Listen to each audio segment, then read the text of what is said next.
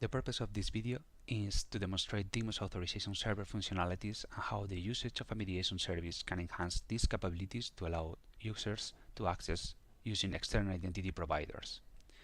In order to test the functionality of the server, a sample client has been developed and can be accessed using this URL.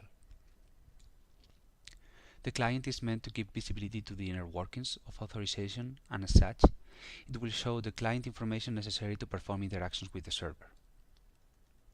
It will also show which are the login parameters required, and we'll have two buttons: an authenticate button used to authenticate users, and an access resource, which will basically access a protected resource depending on the access rights that are assigned to the user.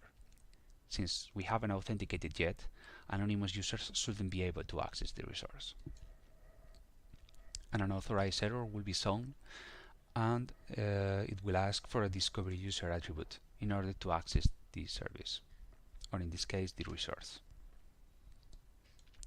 Going back to the main page, we can click on authenticate in order to use an account from Testbed 14. Clicking on authenticate will send us to the main page of the authorization server where users can input his or her credentials.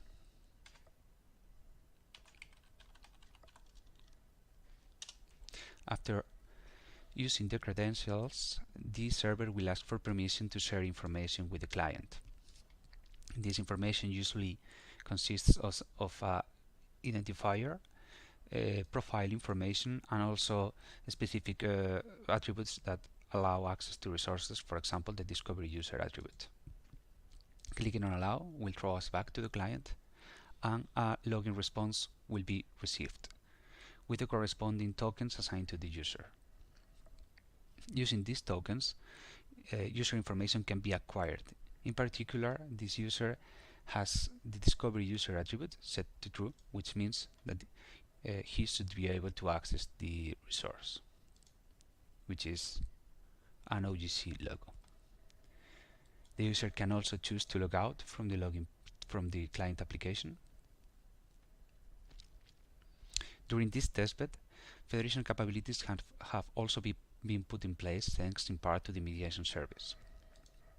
The mediation service is in charge of making available all these authentication mechanisms, for example using your Google account, your Facebook account, or even your Next.js account. Clicking on the Google icon, I will be directly redirected to a consent page since I'm already logged in with my corporate account, which is a Gmail based account. I will click on login, giving confirmation that I'm trying to log in using my Gmail account, and after that I will also allow the application to take information from that account. Having said that, I will be authenticated as an external user, but in this case I don't have the discovery user attribute, which means that even though I'm authenticated, I will not have access to the resource. Allowing this application basically means that some information will be shared, but building upon this work, future testbed initiatives will be able to test other authentication schemes as extensions to the mediation service, and will also be able to apply fine-grained authorization schemes as extensions to the currently used OpenID Connect authorization scheme.